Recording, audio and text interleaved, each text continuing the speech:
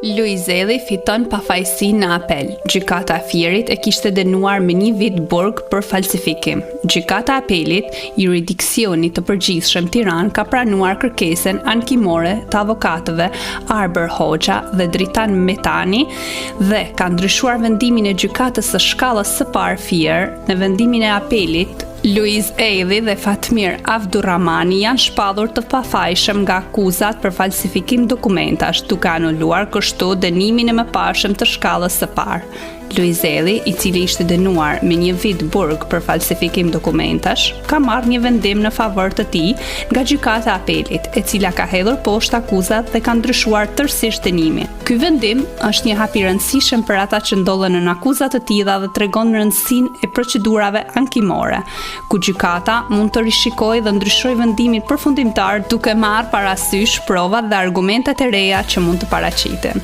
Pas një betejë gjatë me padrejtësinë, pas një vendimi që u bë titull portales dhe fest për disa, drejtësia foli sërish dhe qartë: jam i pafajshëm.